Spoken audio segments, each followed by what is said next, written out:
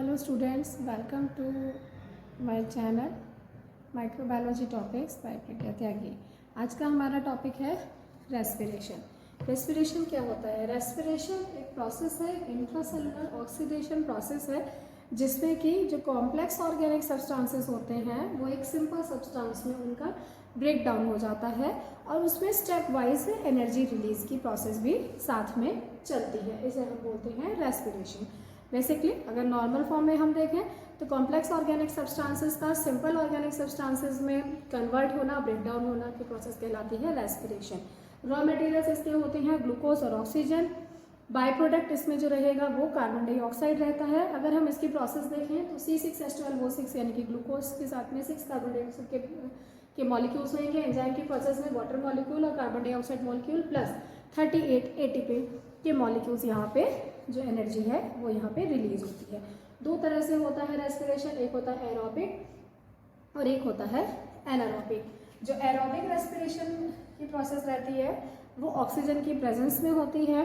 Anaerobic वाली जो process रहती है वो ऑक्सीजन की एब्सेंस में होती है। एरोबिक रेस्पिरेशन करने वाले जो माइक्रो ऑर्गेनिज्म है उन्हें हम बोलते हैं एरोब्स, और जो एनारोबिक वाले होते हैं उन्हें हम बोलते हैं एनारोब्स। तो अगर हम एरोबिक वाली इक्वेशन को सबसे पहले लेके चलें तो अभी सबसे पहले हम स्टार्ट करते हैं इसमें एरोबिक रेस्पिरेशन। एरोबिक रेस्पिरेशन यानी कि oxidation of glucose with help of atmospheric oxygen. तो इसकी प्रोसेस इक्वेशन किस तरह से आती है? C6H12O6 प्लस 6 ऑक्सीजन मॉलिक्यूल्स और रिएक्शन आती है हमारी 6CO2 plus 6H2 and 38 ATP। ये रहता है हमारा एरोबिक रेस्पिरेशन। इसके अलावा हम एरोबिक रेस्पिरेशन में हमें मॉलिकुलर ऑक्सीजन की रिक्वायरमेंट होती है। जो एंड प्रोडक्ट होता है वो उसमें कार्बन डाइऑक्साइड और वाटर होता है। और ये जो पूरी प्रोसेस होती है ये इसके 4 स्टेप्स हैं। सबसे पहला स्टेप है ग्लाइकोलिसिस, सेकंड स्टेप है ऑक्सीडेटिव कार्बोक्सिलेशन, थर्ड स्टेप है Krebs cycle and fourth step है हमारा ETS।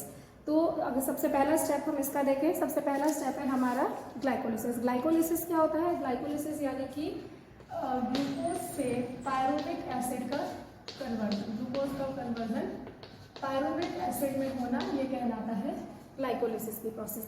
सेकंड हमारा इसमें आता है ऑक्सीडेटिव कार्बोक्सिलेशन। ऑक्सीडेटिव कार्बोक्सिलेशन का मतलब है conversion of pyruvic acid into acetyl coenzyme. Pyruvic acid से एसिटाइल कोएंजाइम का बनना, ये कहलाता है ऑक्सीडेटिव कार्बोक्सिलेशन। ये रिएक्शन साइटोप्लाज्म में स्टार्ट होती है और माइटोकॉन्ड्रिया में जाके कंप्लीट हो जाती है। थर्ड स्टेप हमारा इसमें आता है Krebs cycle. Krebs cycle TCA cycle भी कहलाती है। क्रेब्स साइकिल में क्या होता है? ये जो एसिटाइल कोएंजाइम अभी हमारा लास्ट स्टेप में बना था, ये एसिटाइल कोएंजाइम इसका ऑक्सीडेज होता है, ऑक्सीडेशन की प्रोसेस इसकी होती है, ऑक्सीडेज इसका होता है और यहाँ पे बनता है CO2 कार्बन डाइऑक्साइड बनेगा और कोएंजाइम बनेगा प्लस ATP बनेगा और ये ATP इलेक्ट्रॉन ट्रांसपोर्ट चेन में, इलेक्ट्रॉन ट्रांसपोर्ट सिस्टम में फर्दर चला जाएगा, जो इससे नेक्स्ट स्टेप है। इसके बाद इस पूरी प्रोसेस का जो हमारा लास्ट स्टेप आता है वो लास्ट स्टेप है इसका इलेक्ट्रॉन ट्रांसपोर्ट सिस्टम। ये फाइनल स्टेप है एरोबिक रेस्पिरेशन का। इसमें ATP और मेटाबॉलिक वाटर जनरेट होते हैं इस स्टेप में। ये इनर माइटोकॉन्ड्रियल मेम्ब्रेन में ये प्रोसेस होती है। इंडिविजुअल मेंबर्स जो इसमें होते हैं उनको इलेक्ट्रॉन कैरियर्स कहते हैं। जो इसमें इलेक्ट्रॉन निकलता है वो इलेक्ट्रॉन NADH और सक्सिनेट से निकलता है। NADH और सक्सिनेट से दोनों ही से हमारा जो इलेक्ट्रॉन निकलेगा वो इलेक्ट्रॉन ट्रांसपोर्ट सिस्टम से पास होता हुआ हमारा जो है वो ऑक्सीजन में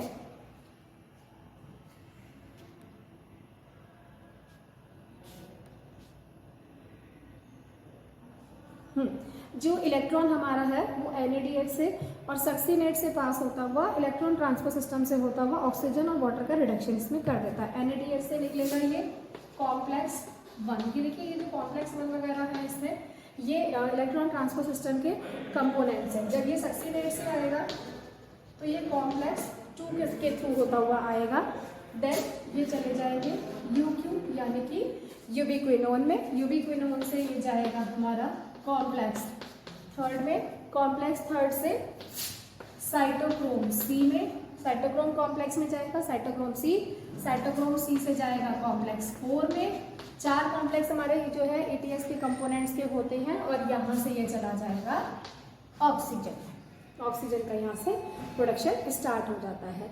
इसको हम जो है इलेक्ट्रॉन ट्रांसपोर्ट सिस्टम बोलते हैं और ये एरोबिक रेस्पिरेशन की फाइनल स्टेप है। अभी नेक्स्ट हम इसमें हमारा जो दूसरी तरह का जो रेस्पिरेशन की प्रोसेस थी वो थी हमारी अनाएरोबिक। एनारोबिक रेस्पिरेशन की प्रोसेस करने वाले जो माइक्रो ऑर्गेनिज्म होते हैं उनको एनारोब्स बोलते हैं, एनारोब्स बोलते हैं।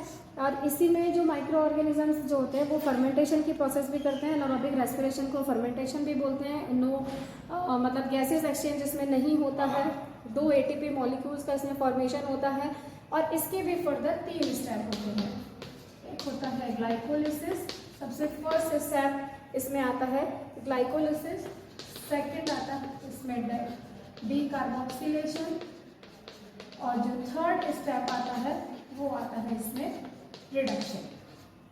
ग्लाइकोलिसिस की जो प्रोसेस है वो सेम वैसे ही होगी जैसे कि एरोबिक रेस्पिरेशन में रही थी, यानी कि ग्लाइकोलिसिस ग्लूकोज से पायरुविक एसिड का फॉर्मेशन। फिर नेक्स्ट हमारा आता है इसमें डीकार्बोक्सिलेशन। डीकार्बोक्सिलेशन में क्या है कि जो पायरुविक एसिड हमारा अभी ऊपर हमारा क्या बोलते हैं ग्लाइकोलिसिस वाली प्रोसेस में बना है वो पायरुविक एसिड, यानी कि इक्वेशन लिख लेते हैं 2CH3COOH, ये है हमारा पायरुविक एसिड। ये पायरुविक एसिड एक एंजाइम है हमारा पायरुवेट डीकार्बोक्सिलेज, पायरुवेट डीकार्बोक्सिलेज। इस एंजाइम की प्रेजेंस में एसिटल्डिहाइड में कन्वर्ट हो जाता है 2CH3CHO प्लस CO2। ये CH3CHO कहलाता है एसिटल्डिहाइड। ये प्रोसेस होती है हमारी डीकार्बोक्सिलेशन की।